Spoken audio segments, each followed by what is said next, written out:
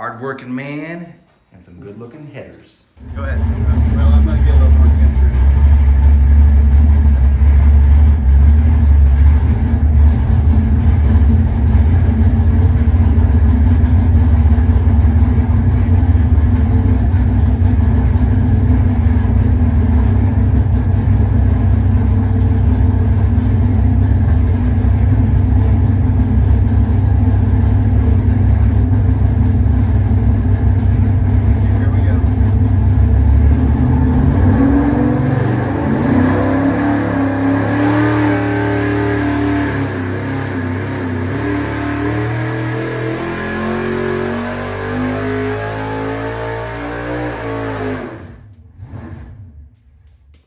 Yeah, we did it.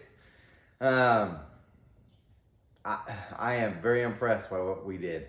So I know when several of you saw this cam challenge starting, whenever I put out the first video, it's like, it'll never happen.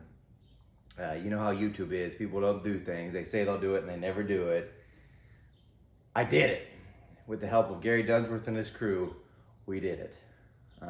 23 cams were tested. Actually, of the competitors, we tested 23 of their camshafts. It gets better. Not only that, we tested three or four other camshafts. I know we changed camshafts a total of 28 times. 28. You're like, how'd that add up? That doesn't add up. We used the Texas Speed. We put that camshaft in first to start the competition. That's the one just to use as a standard. So when it was over, we could check to see if the engine had changed. After that, 23 more cams got ran. The Texas Speed went back in. In case you're wondering, well, did it mess up the power? It didn't. So there's a graph that I've got saved, and I'll share it with every person that's donated, which I'll get to the people that donated, like, I don't have my information, I don't have this. I'm going to get to that in this video, so please be patient for just a second, because I promise you're going to get it, and it's better even now. But I have a graph comparing the Texas Speed before and after. Tested those. Then after that Texas Speed camshaft was tested, we tested Brian Salter's second cam. We tested a Howard's cam and an Urson cam that I had reground. So 28 total camshafts, 4 days. That wasn't the only things that was even tested too. So yeah, the competition took place and nothing else was changed besides the camshafts. After that, because one of the big questions was, is the headers that we're running, is it limiting the power on that LS? Maybe that's why some didn't peak as high as you would thought. For the record, the headers we had ran were the 1 3/4. They were actually chassis headers. They're made to fit an actual car. That was all part of this to be more realistic for what you might use in a car. And if someone says this combination is not realistic for a car, you are a fool. If you watch the live feed, you could see it idling at 1,000. Several of them, and that's only because we didn't let it go lower. Except for some, Gary let it go lower, just trying to get the temperatures better. They're like 750 to 800 on idle. Sounds as choppy and mean as possible. Would be every single one of those cams tested. Would be amazing in that motor, in a car, and be fun to drive. But after that, after the contest was over, we also changed 2 more intake manifolds, a GM LX dual plane, and we put the Victor Jr. on it. That wasn't all. We then changed headers, like I just kind of said we used the chassis headers. We changed these 2-inch dyno headers, and that's what you see at the beginning of the video. I hope I added it in. Not only that, we then tried, because one of the thoughts was the reason why your power difference is because of Gary's dyno. We have the exhaust hooked up to the full exhaust that goes out to these gigantic dyno mufflers. We took that off and tested those big headers with it on, without it on. Then we tested 3 different collector links. One of them is like an anti-reversion deal. Then we tested 3 different carb spacers. In total, it was 68 dyno runs, 4 days. I don't talk about things on YouTube just to talk about them. I do them. I cannot believe that it happened. So it was very little problems. And I'm gonna go ahead and say thank you to Gary Dunsworth from Dunsworth Machine and his crew. His crew made this possible, flat out. after that, the biggest thanks really needs to go to the 23 people who had balls. And that was the people who entered the cam contest. This whole thing started with me getting frustrated with viewers. Actually, I shouldn't say all viewers. It definitely wasn't even close to all viewers. But some commenters who comment and have no problem being keyboard warrior, commenting on when I did the last cam test about how one thing was right or wrong, even though they asked for it to be done. And I knew what they were saying was incorrect. And I got frustrated and I said, hey, if you're a camshaft challenge expert, you are a camshaft expert, and you think you know everything about a cam, I'm giving you a chance to prove it. You send in your cam and I'll run them. And I'll test, at that time I said I'll test 10 camshafts, and whoever wins, I'm gonna pay them $100. But I also said if you really wanna have balls, send in 100 with it and that'll go to the winner. So at the most that person could have won at that time, the very first time, because no one didn't have to send in money, was $100. NK Performance, when they won, because they did officially win, and you're gonna see that clip right now. Go.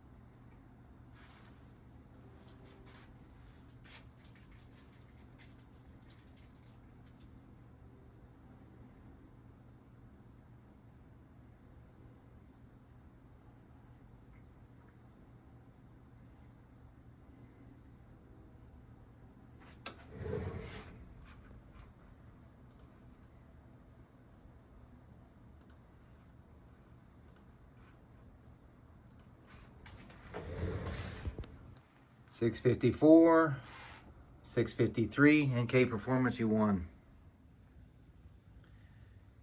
He got a check for $5,000, and that's because of donations from you guys. Outstanding. So, man, and if you're a data junkie, this is it. Now, for those people that donated, this is where your part comes in. Every single of the cam competitors, even the guy that won, said I would have changed at least one thing on the camshaft. I could have done something different. Every single one. I also would have changed the way I did things and ran them. I totally wasn't able to send out the dyno sheets the way it was supposed to have gone. I know now that there's technical problems, and I found out what those were, and trust me, I'm up till 12:30. Some of you got those at 12:30, some of those pictures. Some didn't get them, and some of them, because it was group stuff, your email blocked it. Some of you entered wrong email addresses. So it was that part I felt bad about. So here's what I want you to do. Don't email me. And here's the reason why.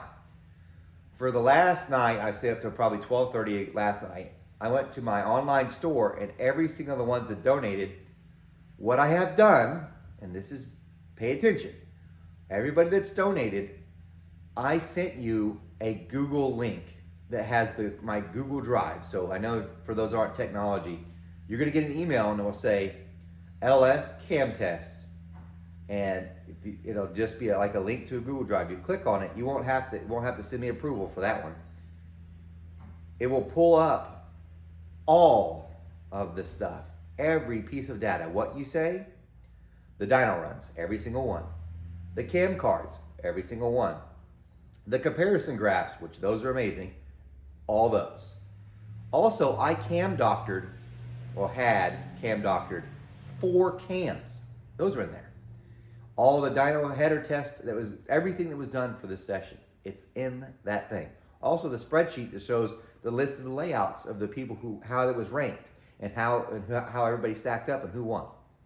Like I said, NK Performance won. GPI Performance was number 2. Joe Carroll, I told you that Cajun was good. 3rd. After that, everybody could be a 4th. I don't care. Top 3, there you go. But we will talk about David Visor in a second. Now, if you're watching this video like, man, I want that data. I'm putting a link in the description of this video where you can, it's my online store, where you could donate. And I'll just send it to you too. Except for I'm going to tell you this. It's got to be the $40 one. So all the people before that did it, you guys took a risk, and that's why they had a $20 one or a $41 one. A lot of people did the 20, a lot of people did more, whatever. Now, because it's done, those people took a gamble that this would even happen. Now that it's done, if you want to see that data, it's $40 and that all will be sent to you. This brings up another point. The dyno book, the LS dyno book, is actually a print book. You will get to see all that stuff with all the other heads that was tested. Pretty much every LS test video you've seen me do will be in that. I've only got one more set of heads to test. That's still available for pre-order. Now, I did raise the price because it's like 68 pages right now alone, or I think it's actually more. Just information from just the cam test, not including all the other heads that were tested. So that's available for pre-order. My goal is to get all the dyno testing done with the LS in November, have the books printed in December, so you guys get them by Christmas. So you could order, or pre-orders will already be sent out. And the rest of you are like, oh, it'd be a great Christmas gift for Pops. There you go. Or for your son who's in the LSs, whatever. But yeah, there'll be a link in the description so you can donate, so you can get all the information. And because it's a Google Drive link to it, if I get more information, let's say I cam doctor more of the cams, that will get slid into the Google Drive. And you're like, well, I'll have to re-ask for it. No, it automatically updates. So when you click on it, it'd be there again. By the way, each one of the pictures even has a name for it. So like Tim Hillard's cam would say Tim Hillard. Tim Hillard's down sheet says Tim Hillard in the picture description. So it's much easier to find stuff. I worked really hard on that yesterday. It took all day. That's it. Now, drink my little cup of coffee because my voice is going away. Sorry you get to see me drinking a lot on the video, but you know, whatever. Let's talk about a few more things. David Visor. We're going to do that one. So, as you know, I made a video about David Visor, and several of you agreed. Several of you got mad at me because I had said he over-exaggerated the amount of cams he tested, and I said some of his stuff wasn't valid. Now, before you go type in your hate, which is fine if you do, David Visor and me have talked, and it's not that I don't find him a good person and a good guy. But I'm saying all that to say this, because I want you to understand that. It wasn't like we two were like the best of buds, but I'm going to defend him right now because he needs defending. He ended up finishing 14th. And I know the vast majority of people that asked about how David Visor finished wanted to see if he actually won. He didn't. He finished 14th, about mid-pack. That's still, for all those right now that are like, David Visor doesn't know nothing. He still kicked your ass. If you didn't enter, he beat you. You're just a keyboard warrior. He actually did it. Granted, he might be an 80-something-year-old man with a brain tumor and has that going for him, but at least he's got balls. So I am going to defend him there. I don't agree with a lot of what he says, but for everybody that bashes his cam choices, what were yours? You didn't enter, did you? You didn't have the guts for that? So you let some 80-year-old man that, according to you, also has brain problems, he kicked your ass. So if you want to bash David Visor, if you competed, you could do that. But don't bash his picking of camshafts when you couldn't even compare with him because you didn't have the guts to do it. Anything else you say is an excuse. That's my only thing on David Visor. I want to put that there. For the rest of those people also, because there are some forums that like to bash this. Forums used to be great. One of my favorite ones, I won't even mention because I'm not anymore. It used to be the best place where people just shared knowledge. Then it became people hiding behind a fake screen name. Your 632, 928, 54361 lover or S10 or whatever screen name.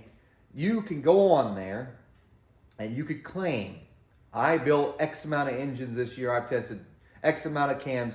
Nobody's ever heard of you because it's a fake name. Nobody's ever seen you because you might have hung out with people that did that, what you're claiming, but you didn't really do it. But on the internet, we don't know that. So the only thing you got to do is keep posting. And if people believe your crap, then it really happened. Then when actual real people went online and became part of that forum and started commenting stuff, those same people that were fake are the first ones that try to destroy anything. Destroy those people that actually are doing stuff. Because if they make them look bad, they can make themselves look good. That's how it became. Forums died because of this. That's how it happened. Then they make up stuff about, like in this case, my competition, about everything possible. Well, that's a mismatch of parts. No one would ever build that. You tell me no one would build a 670 horsepower LS engine that's a hydraulic roller on it with a carb? Sure. Perfect. Then they said the engine wouldn't last. That's wrong. Just garbage. The valve float's going to be out of control. For the record, there was only one that had the slightest bit of valve control, and it was at 69 to 7,000 RPM. One of 23. They all ran the same push rods, by the way. So that was false too. So also, you need to tune the carb and everything to everybody else's. Watching the AFR gauge, the actual Lambda one, the sheets, by the way, have the air-fuel ratio on there, but I'll get to that in a minute. But watching the actual O2 sensor, they're all within 3/10. You could have jetted the carburetor and it wouldn't have made any horsepower difference. Period. Maybe 1, 2 if you're lucky for all the cams. Now, when you look at the air-fuel ratios on the dyno sheets, the thing to remember, and that's where people don't understand, I'm running a carburetor. Carburetors have fuel bowls. So what happens with a fuel flow meter, this is how it measures fuel. The fuel has to pass through this turbine, and that's how it measures how much fuel you're using. On a carburetor, you got fuel bowls.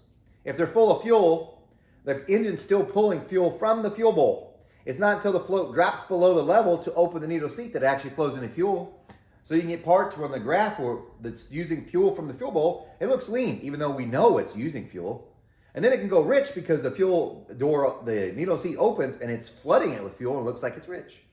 That's why on a carb, unless you're wide open throttle for longer periods of time, that fuel flow meter isn't as accurate to measure your air fuel ratio. The hat, by the way, did measure the airflow. You can see that. So, yeah, you don't need to tune. Also, beforehand, it had tested between in the beginning stages when the Texas Speed camshaft was in there. Two things we tried doing. One, I want to make sure the carb was close. It was. It ran the whole way, never changed. Two, I did change timing. I adjusted timing to see which one would make the most power. It was 30 degrees. And it was 30 degrees flat across.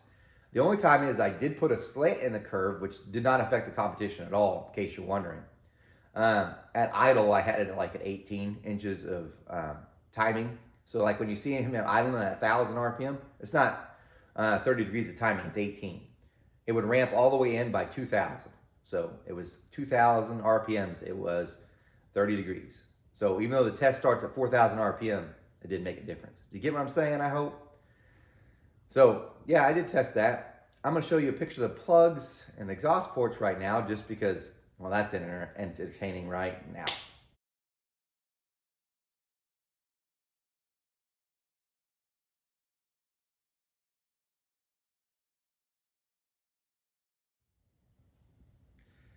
If you notice, they're not black. And if you do all the other dyno videos, people kept saying it's black, blah, blah, blah, your reversion. The reason why it wasn't is because this one was run strictly on 110. It's amazing how much better it makes things look, like the exhaust ports and the spark plugs when you're running race fuel instead of pump gas, which has all that crap in it that causes it to be black. But anyway, yeah, I gotta say, haters, you're gonna hate anyway, but you sound completely stupid now. The future. the future goes like this. So I sent an email to every one of the CAM competitors, except for John Batone. If you're watching this, I don't have your email address, so I couldn't send you this, otherwise I would. And I said, hey guys, I've got a thoughts of what I want to do next time. What do you guys think? And so this is what I hit them with. Now this is just in the early planning phase. And really a lot of the input's coming from them.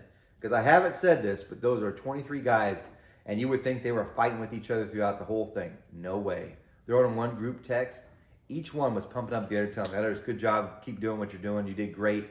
And wondering, they just cared about the dyno numbers and camaraderie. What I would really, really, really, really want to see happen. Hey, Chris Straub, you got some pull.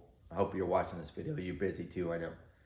If someone would set us up a room in PRI and get the 23 CAM competitors there, I'd like to be there just to kind of moderate it and have the audience ask them questions. You're talking about because they are the most forthcoming people ever during that thread. It was amazing, truly amazing. And I think if people could have seen that, you would see the true part of how the racing community works, not forums. You would see it for real, and you would gain a huge amount of knowledge, which is the reason why my channel even exists. I want you to know more stuff. But, and going forward, I brought this up to them. We all agree there's no way in hell I could change 23 cams on a big block Chevy, small block Ford in the same amount of time. It's impossible. Well, I shouldn't say impossible. I don't know, Gary and I move pretty quick. I think we probably could, but it'd be really, really hard, and for us to do it day in and day out, it'd be very difficult. So what I said was, what I think I'm gonna do is I wanna break it up. So I'm gonna do, this is rough. This doesn't mean this is gonna happen. But what I'm thinking about doing is breaking up into two groups, small block Ford and big block Chevy. Each one will have its own separate competition.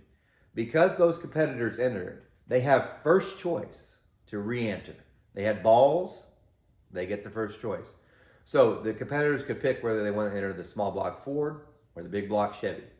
And if there's too many, and by the way, most of them said, I don't care, you put me in India, I'm all for this, I'll do this again in a minute. We'll run that way. Now on those, I don't know the engine parameters except for to say this. I like RPM, they like RPM. I kind of want to do something with solid roller. So what I did tell them, I will not tell you your induction package for this engine platform until 8 weeks before the competition is set to begin. Here's the other thing.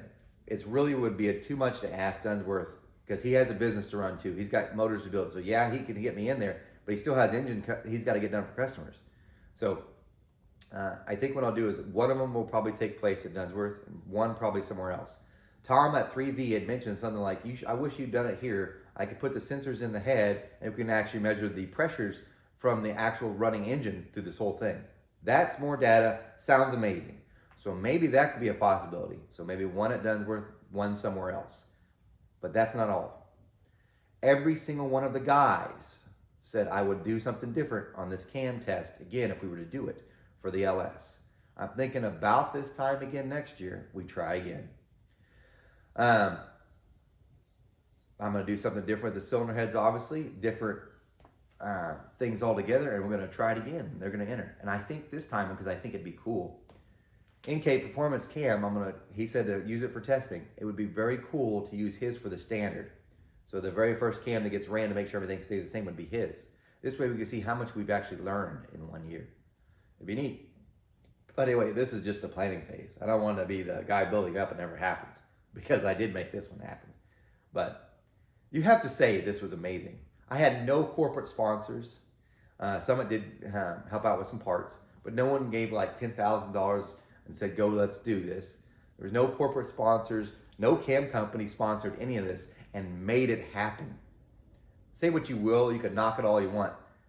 That in itself is a miracle. And the winner got $5,000. Dunsworth and his guys, and I tipped them well. They put out the work. They got paid. I got paid. This is the first dyno session I have ever made money. And if you're watching this right now and you're like, I didn't want to donate. You make all this money from YouTube anyway. Every time I watch, you're making money from it. I'm going to right now, I'm taking a screenshot of my YouTube studio thing to see how much money I made the month. It's 28 days. I'm putting it up right now. 28 days. I'm putting it up right here.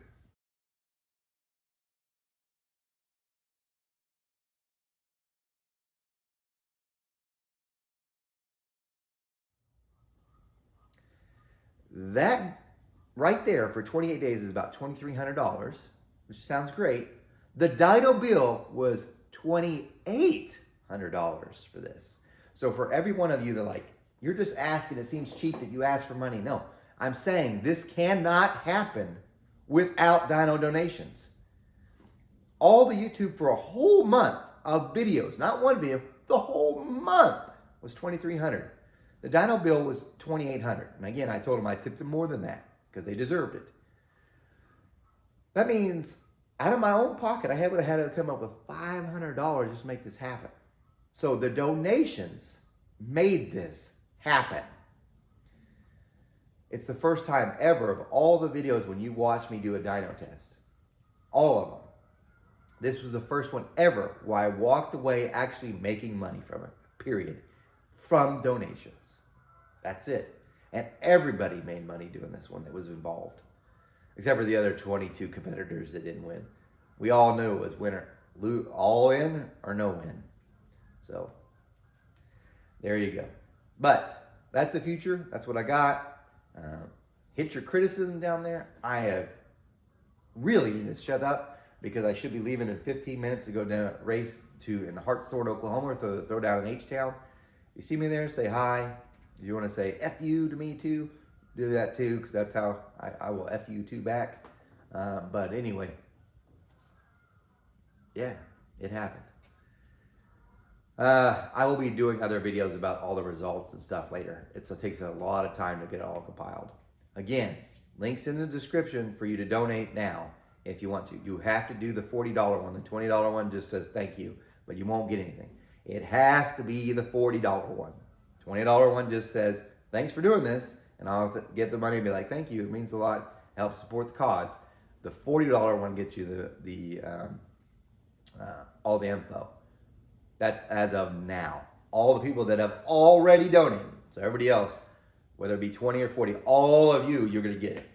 I'm gonna warn you now, it's gonna take me probably all week to send out the emails, to get them to you. So please be patient. I probably sent out 100 yesterday, and I've got probably 400 more to go. But I will get it to you. Guys, I'm no Superman, and I don't pour cast iron heads. You guys take care.